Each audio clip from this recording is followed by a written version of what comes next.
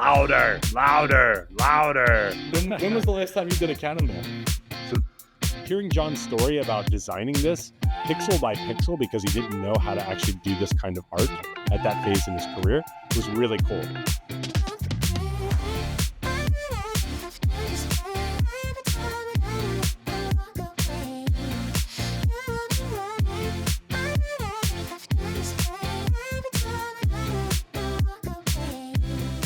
Hello, everyone, and welcome to Wear Mighty Things, presented by Wearable Fandom. This is episode number 11, recorded on August 3rd, 2024. My name is Dustin, and I am your host.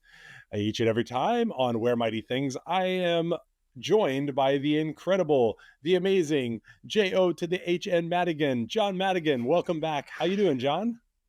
You give me way too much credit. That's like an epic intro for who I actually am as a person, and I appreciate it. I love it, but it feels like you build me up, and then it's just comes crashing down. But I do appreciate the love, my friend. How are you? I do. I love building you up, Buttercup. I can't deal with what happens afterwards, though. That's not on me. I like that. I am doing great, John. It was a week ago. Today I was at San Diego Comic-Con having a great time and looking forward to your content on Wearable Fandom. I loved it. Thank you so much. Yeah, it's been really great getting a lot of feedback from folks, trying to share the experience with people, and we'll have plenty to talk about around San Diego Comic-Con. Before we dive into that, just want to let everybody know you can find us on Spotify, Apple. Maybe you're watching us on YouTube and any other high quality service. We are available everywhere. We want to ask everybody to like and subscribe and ring the bell so you get notifications when our new content comes out. If you have questions, you can always email us at wearablefandom@gmail.com. And a new ask, because, John, we've been releasing on, as I mentioned, Spotify and Apple Podcasts for a little while. I want to ask those of you who are listening in audio format to go out and give us a 5-star review on Apple Music. It helps the other folks who would be interested in this content find us when they're looking and searching. So please help us in our search to come out from obscurity, out from the cold, and into the visibility of our fans, Roosevelts, wherever they may be. I just want to make sure that they know we're available on the low quality ones as well, and there's nothing wrong with that. Wearable Fandom's there for everyone. We've got a lot to talk about. Our updates and impressions from San Diego Comic-Con. We are less than a week away from D23. We've got a lot to talk about there. And of course, John, I think predictably, the Roosevelts ambushed us with a Muppet Drop. You've been talking about a Muppet Drop forever, since the inception of this podcast. You have been asking and looking for a Muppet Drop. So as soon as I saw that happen, I was like, "Oh, this is for Dustin. They did this for him." Yeah, it was just in time for D23. I still maintain there's going to be a Muppets shirt at D23, and I'm feeling pretty good to call this a win. But more importantly, speaking of winning, we need to announce our contest winner of our design contest. If you'll remember, one of my pickup slots for D23 will be gifted to the lucky winner of someone who submitted a design for what they thought the best Roosevelt's Muppet shirt would look like. We got a lot of submissions, John. And we spent literally tens of minutes discussing the winner. We thoroughly reviewed every single submission, and there was a lot of you that came in with some really amazing, cool ideas, things that definitely would love to share with the Roosevelt's team, hopefully for Muppets Drop, Volume 2, but really appreciate the engagement that you brought into us. I'm looking very much forward to it being and hanging out with you at D23, both socially, but also, hey, we should do some content. Maybe we'll record an ad hoc episode and upload it in the middle of the week. We'll have a good time. We'll have a good time. Before we dive into all of this news, though, John, what are you wearing over there? I see you sporting some nice threads. Well, I am wearing the Pier 13 bamboo shirt, which is what you wore on the last episode, because we have some Pier 13 news to share later in the episode. So I threw this one on. It's quickly become one of my new favorites. I love the colors on this. I love the floral design on this. It's a beaut. Dustin, what are you wearing today, my friend?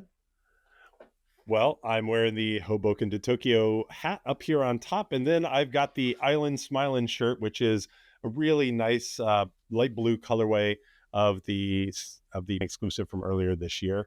I'll be wearing probably maybe this shirt or probably the salmon version of the shirt. The more pink is not the right color. It's a salmon. But I'll have this and many more of those shirts with me for D23. So Dustin, we're men. We don't wear pink shirts. We don't. That's wear right. Pink. We're men. We don't wear.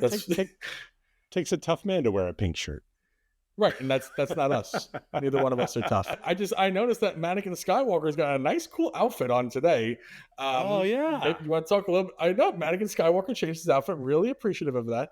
I hope he's coming to D23. I really want to meet Mannequin Skywalker. Honestly, that's kind of my whole reason for going. For those of you who haven't, or this is your first podcast, we've had a lot of new folks sign up in the last few days. This is Mannequin Skywalker. He is often the participant who wears the clothes that we do when we review clothes for different activities in Wearable Fandom. Today, he's actually wearing a really killer Wall Creeps, which is a reference back to the Haunted Mansion in Disney World and the stanchions on the wall. He's wearing the Legends Never Die hat from the Milwaukee Roosevelt's meetup. He's looking great. Yeah. Well, John, I know that before we went to Comic-Con, you actually participated in the second annual Roosevelt's pool party that was held in Jersey. Why don't you tell us a little bit about the event? So tons of insiders came out to the second annual pool party. Shout out to Gates and Sean for throwing this, because this was a really, really, really special event for multiple reasons. Number one, it's always great to see local insiders. Always great to meet up with them and talk and hang out and have a few drinks and enjoy themselves. But more importantly than that, this was in part to do with a fundraiser done for the Stephen Gebhard Foundation. And Gates almost made me cry because he came out with this beautiful, I would say it's like a poster board. This poster board, whatever you remember when you were a kid and you had to do was it the science thing? They make you do that trifold poster board. They make you do the science experiments with. He brought out this giant trifold poster board with all pictures of Steve on it, and had a little thing about the endowment and how important it was and all that stuff. And it honestly, it almost brought a tear to my eye. It really was beautiful and special to see all those great pictures.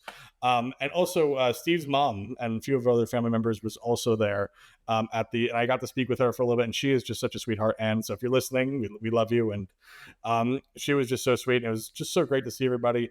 And a lot of money was raised for the Stephen Gebhard Foundation endowment fund. And I believe the total amount was somewhere around $2,300. Wow. There was a lot of cool things being raffled off.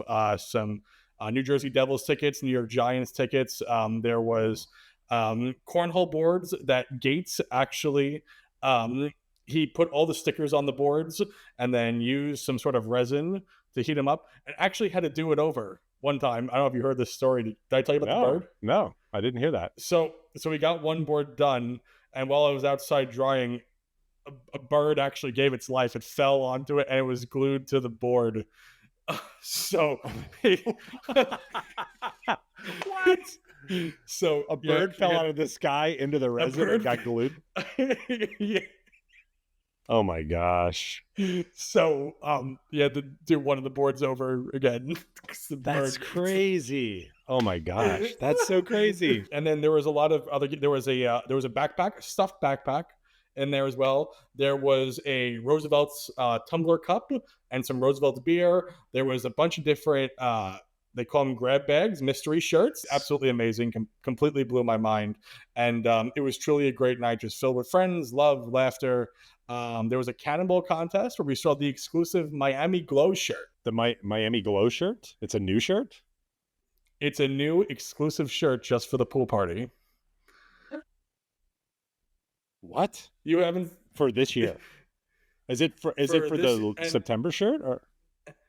No, it's going to only be given out at the pool party every year. It gets printed up in your size. They did a cannonball contest at the pool party, and the winner of the cannonball contest got that shirt printed up in whatever size they wanted, size or cut, in whatever one they wanted. And apparently, as of right now, that will be the case going forward.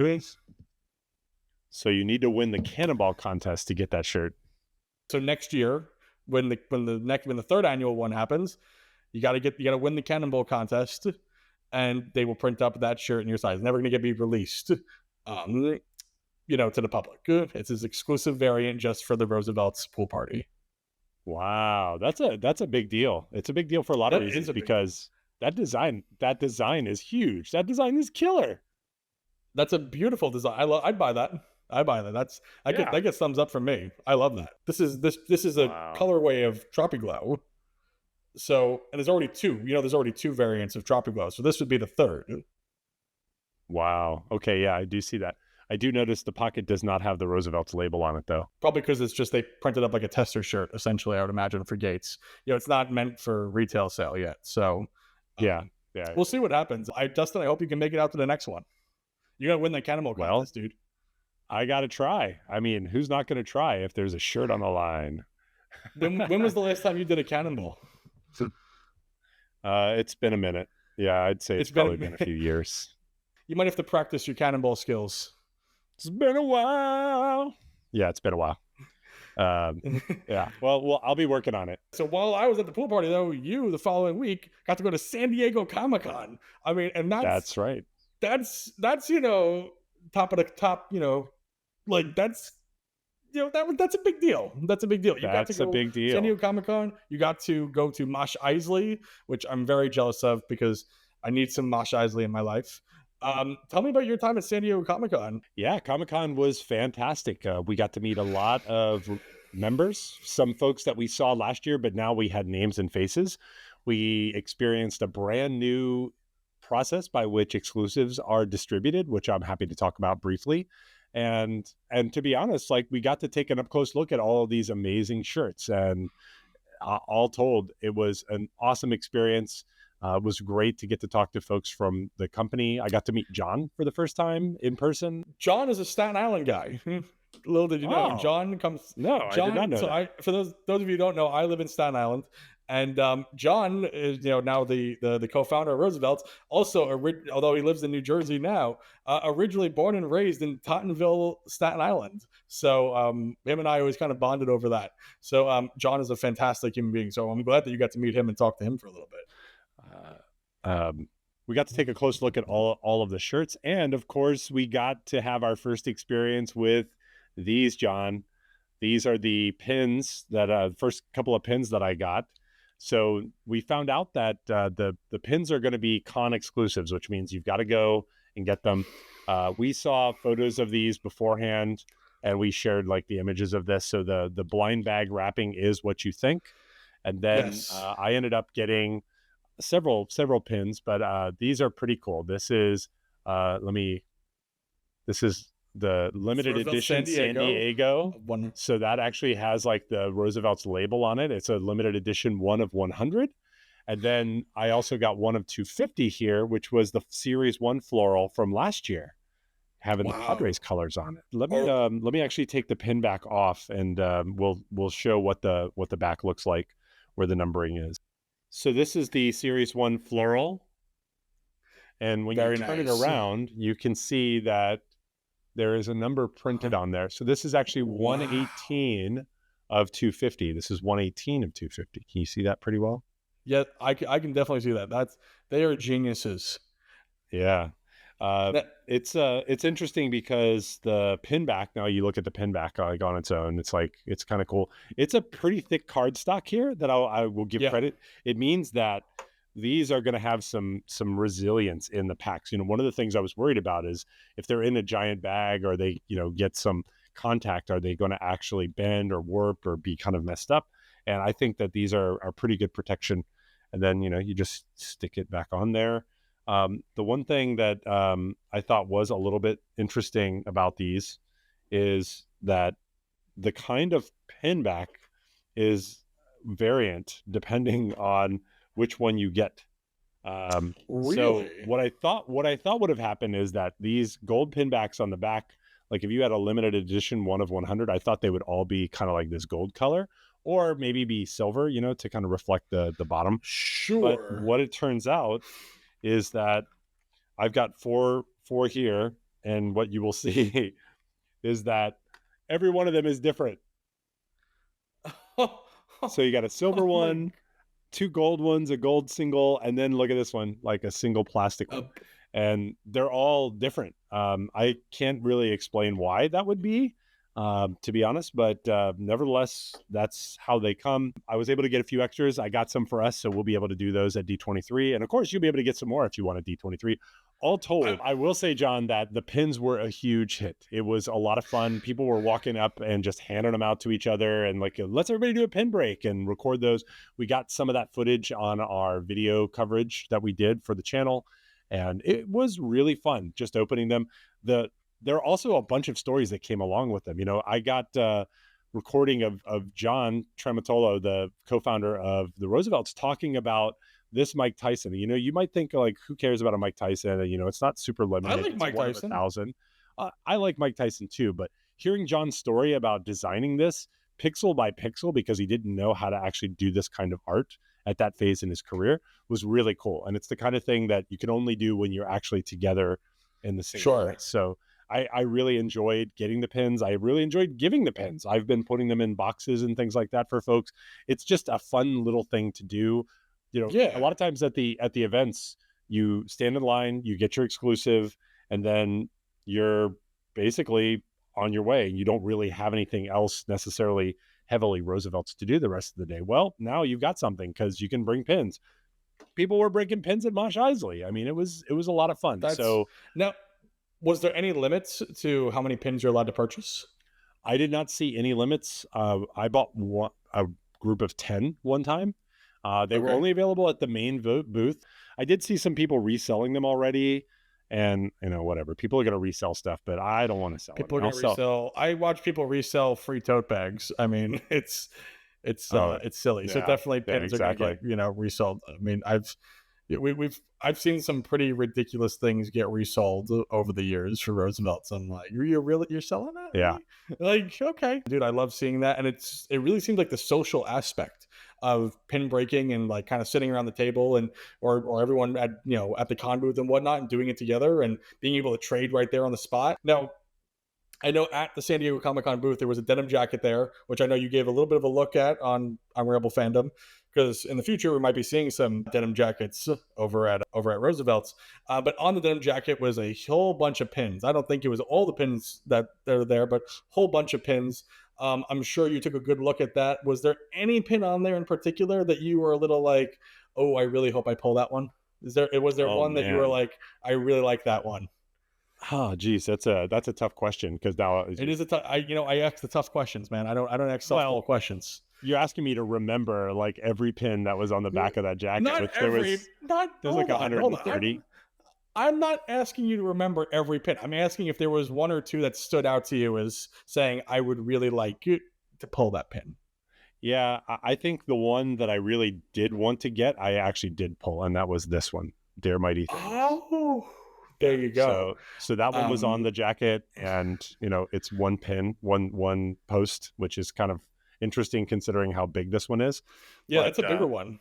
That was the one I was really hoping to get, and I did pull it out, so it was pretty good. There also at Comic-Con was a new experience for obtaining exclusives, which I want to talk about just really quickly, which is to say that you arrived at the booth, you found one of the individuals, and they would give you a boarding card that was sequential from say like 10 to 11. So I think they would let the initial group of people line up, and then you would get a card to come back at 10 or 11 or 12. And when you came back at that time, you would present your card, you would line up in queue, and then you would go through the line. And I felt that while this situation did have a little bit of some gaps to say in the sort of modulating the access for people to exclusives, it really made sure that like if you weren't there right at the rope drop or you couldn't get in, getting into Comic-Con was actually pretty much of a pain in the butt. So much so that in one of those videos, I don't know if you remember, but I was like, I only waited in 15 minutes. That was huge. People get in queue at 7 o'clock for the 10 a.m. opening. They'll stand in line for 3 hours to be one of the first people. Well, when you show up at the Roosevelt's booth, you get the boarding pass, you are guaranteed a spot in line. And they will only give out enough boarding passes that they have shirts in the allocation for that day. So as an example, let's say that they're going to sell 400 shirts that day. Let's say maybe they brought 1,000 shirts, but they're only going to sell 400 on the first day of the release. They will only give away 400 of those tickets. And so if you get one of those tickets, you're guaranteed to get a shirt. And then they have an allocation for each day.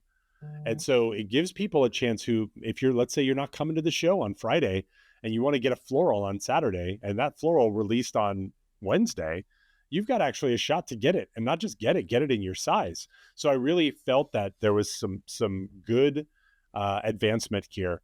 Now, there were a lot of people saying, oh, they're still letting people kind of get in. Like if you brought yourself plus your kids, you could get a ticket for each one of them. And then I did see some abuses of the system, people giving the ticket to other people, that weren't in their group, or asking folks to stand in line for them holding a ticket. And then, so it wasn't as if like an individual person was guaranteed one shirt. It was that you were guaranteed this card. And if you had the card that day, you were in good shape to be sure that you got a shirt that day. It comes with anything. Like when there are rules to something, there are always going to be people who try to exploit them. That's going to be the nature of thing. I don't think there's any perfect system. There's always going to be people out there looking to do that. I'm glad to see that Roosevelt's is doing something about it. They have a plan. They have an idea in place. I wonder if we're going to see this in place for D23. 100%. I imagine 1,000%. Well, the only reason why I say that is because I believe D23 is a much smaller level than San Diego Comic-Con. No? Would be probably not. It's a smaller show, but I think this is the system going forward. Now, could you get a boarding pass and get back in line at a later time? Yes, you could. I think you could. But if they know you or they've seen you, they're going to boot you out of line. So I think some people did get booted out of line. But the best part of this that is really important to mention, John, is it doesn't guarantee you a shirt in your size. That's just subject to availability. It does guarantee you the ability to buy a shirt. And so I had a pass that was for 12 noon, and I confirmed with people at the booth. I said, hey, if I come back later, can I still get a shirt today? And they said, sure, no problem. I came back at 5 o'clock, 5 hours later, and I bought the shirt in my size. All I'm saying is I'm giving kudos. It's not a perfect system. There are people, like you said, that are abusing it, but it's a much better system than the one that they have had in previous years. So I fully expect it will be at D23. If you get in line and get a ticket, a boarding pass, you'll be able to actually get a shirt that day. So let's hope that it just improves from here. Dude, I'm super excited. And now we can look forward to D23 and see if it happens. Really looking forward to seeing with you. This is going to be the first time you and I are in person since starting this podcast. Well, we talked about the podcast in Orlando, but we started the podcast completely virtually. We met at Orlando and we started talking about the podcast almost immediately after meeting each other. It was crazy. And now we're finally going to see each other and hang out again. So I'm really looking forward to seeing you, man. Yeah, me too. It's going to be a good time. And I honestly, I can't wait to see all the people who listen to our podcast. We get to see us now, and we get to hear what people think in person. And I think that's really exciting that we get to talk to people who actually listen to our show, and they can tell us how much they love or hate the show. So I think that's exciting in and of itself. I think that it's going to be fun to get to see some of those folks and say hi, spend a little bit of time with them, chat with them a little bit, and maybe even get some good feedback on how we can make the show better. That's always fun to do in person. We've got a lot going on. As you mentioned, looking ahead to D23, there's going to be a bunch of things going on, right? There'll be the exclusive shirts. Roosevelt's has a very special booth called the Workshop of Wonders, which we talked about briefly on the podcast. And we found out a little bit more about that this is actually a special room that you actually go into. It's an experience. It's not just a booth. It's actually an experience, which is super killer. I'm really excited about that. I'm really excited to see how they pull this off. I mean, it feels like we're getting little bits of information at a time, and we have these little drawings that they've posted, like this concept art, if you would, and it looks really interesting. And like, clearly they're going all out for D23. Clearly, like, they are calling in every favor and doing what they have to do to make this huge. So I am really, really grateful that I'm going to this, and really excited to see this and experience this in person. And for those of you going, you're able to see it, there yourself. But if you're not going, there'll be plenty of content on Wearable Fandom to experience it there, because I'm sure you're going to give a whole review of everything going on in that room. It's funny you mentioned great transition and setup. We are starting, and we announced this actually a couple of days ago, that we'll do a new series called You and Me at D23, which is going to be my daily vlog of walking around and kind of recording the experience for people who can't be there. And we've already gotten some feedback from folks that they're excited. We'll be at the show all 3 days. We'll be recording, we'll be getting the in-depth, we'll be looking at the exclusives. And more importantly, John, we will actually be giving away prizes for people who comment on content under the show. If you want to participate, just drop a comment under the daily vlog videos for D23. It'll be very obvious, and you'll also see those things reiterated by me on camera. And we'll be doing a daily giveaway, and we'll just be announcing them in the video. So hopefully we can bring some of the fun of those exclusives at D23 to people who just can't get there. There's lots of reasons that people can't get there. It's not even money half the time. D23 tickets sold out in like 10 minutes or something. Yes. I mean, something crazy like that. I mean, literally, a lot of people, they have to go to work. They're not able to even, dedicate the time that you need to make sure you have all your ducks in a row to go to D23. There are lots of different reasons why people can't go to a con. And hey, look, I'm excited to watch You and Me at D23 to see what's going on and what we're doing, what we're showing people. It's going to be a really exciting time. And it's a great name, by the way. You're really smart. Thank you. You got a good marketing mind on your head. I like that. You and Me at D23. That's good. It rhymes. It's something memorable and something easy people can look up. I like that a lot. We'll look forward to seeing everybody at D23. John, something seismic happened last week, and we just have to talk about it right now, which was that the Muppets Drop happened ahead of schedule. Now, we've been predicting for a while that we're going to see Muppet shirts at D23, and I still think that we will see an exclusive Muppet shirt at D23. The Roosevelts shocked us by just dropping it out of nowhere. And of course, they give a day heads up. So you get the email or you get the notice. You're just like, what's this? And they had some bangers in this outfit, in this setup here. What did you think of the Muppet shirts? Oh, I think they did a killer job on the drop. And I was really happy for you. I was really happy that this finally happened to you. And I'm really excited to hear what you thought your winner was. First of all, absolute great drop. I think for there's honestly nothing on here that I wouldn't watch. The first one that stood out to me was Posh Piggy, honestly and truly. I got a laugh out of Posh Piggy. I thought that was epic. I thought that was something truly. I saw Posh Piggy. That was the one that stood out to me immediately. I don't know if I can pull off Posh Piggy. That might be too much style. I think I really like the raw outfit, the tux, and I also like that it comes with the matching hat. In case anyone hasn't noticed, I kind of like my black hats. But I really liked Posh Piggy. The more I look at Posh Piggy, I'm like, yeah, I may need to pull the trigger on that one. I imagine you went more classic. If I'm gonna guess, I think you went with Time to Meet the Muppets as your winner. I think you went more classic. Well, no, I did not go with Time to Meet the Muppets. I loved that shirt. I love that. I did not. I loved that Sweetums was on the shirt. I mean, I've said many times, I think that Sweetums is my favorite Muppet. Statler and Waldorf, the Swedish Chef. I mean, there's so many great echoes back. And I think that Time to Meet the Muppets is a really great shirt. Going Green was really awesome. Good shirt. That was a really good shirt for being a pattern shirt. And, Little Muppets was also pretty cool. You got a lot of references again to the main characters of the Muppets, but hands down, John, the best shirt of this was Rah, which was the animal shirt. Yeah. The animal shirt was just so good. I mean, I love the fact that his drumsticks were there. The background, I don't know if you look super closely, but in the backfield, of course, Animal takes the cake up front.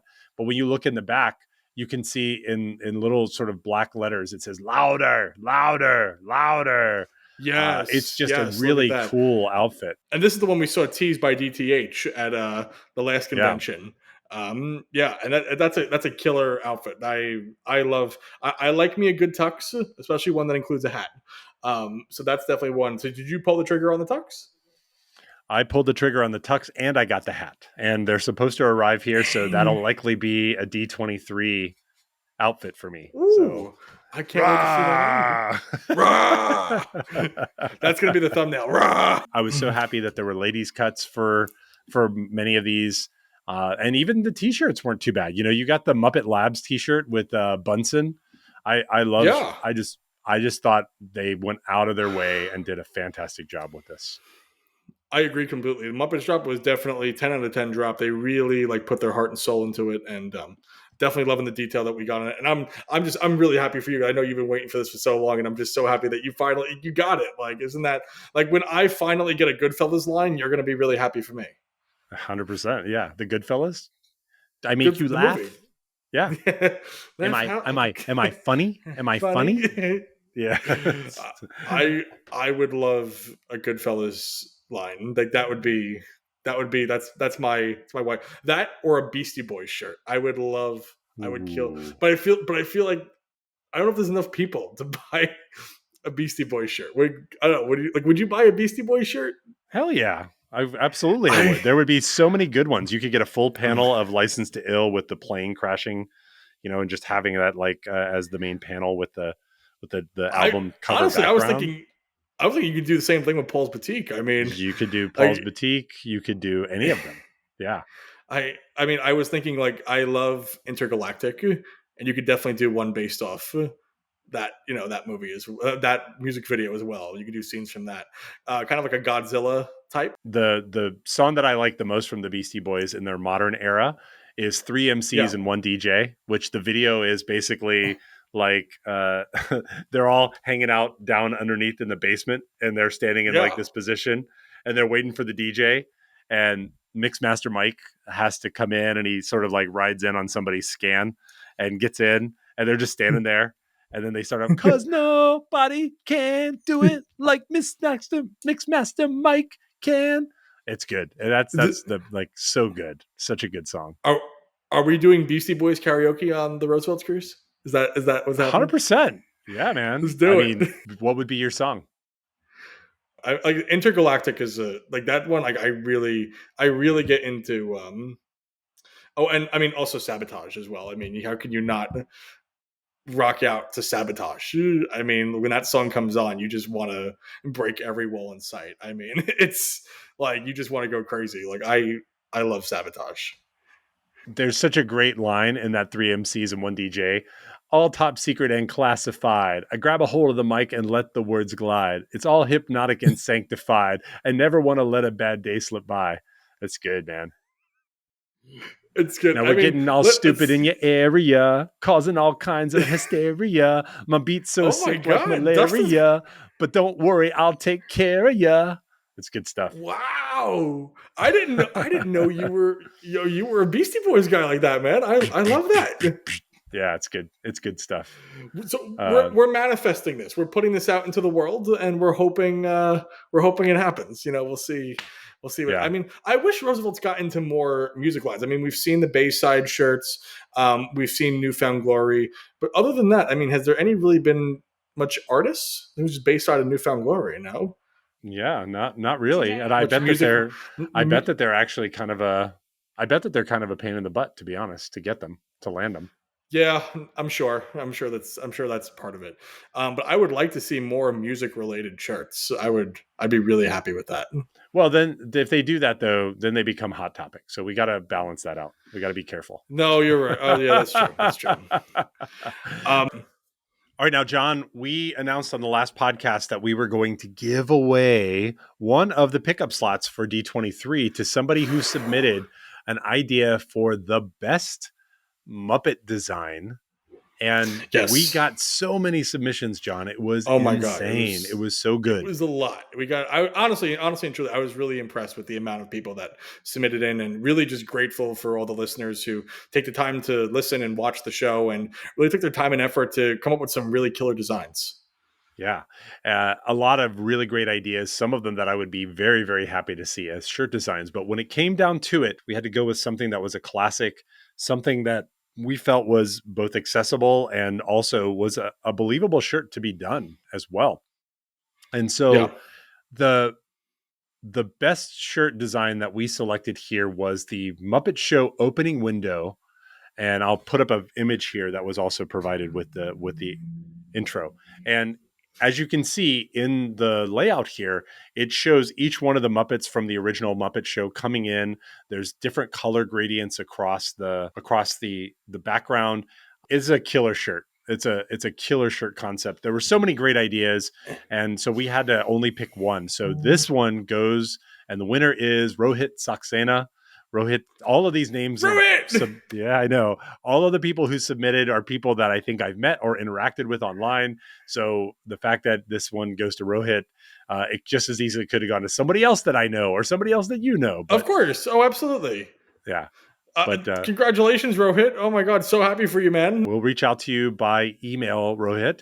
And for those of you who did not win this time, please stay connected and please stay involved and watch the new series, You and Me at D23. We'll be giving away more things, and I'm hopefully going to be able to procure potentially another exclusive. It might be the one of your choice, but you might win a shirt and you might win a different exclusive from the show. Thank you for everyone who contributed to our very first channel contest. It's a pretty big one, and I'm excited. Now, before we sign off here, John, we did get a confirmation from the Roosevelt's team about the New Jersey meetup that we had talked about briefly. Do you want to talk about that real quick? Yeah, we did. So inside the field notes for the Pier 13 shirt, there was a little bit of a little hinty, a little wink wink about a potential Roosevelt's meetup at Pier 13 in Hoboken, New Jersey. We now have the official date for that. Mike Schreiner made a nice little post letting us know, hey, just let you know, D23 details are coming up soon. You'll see that soon.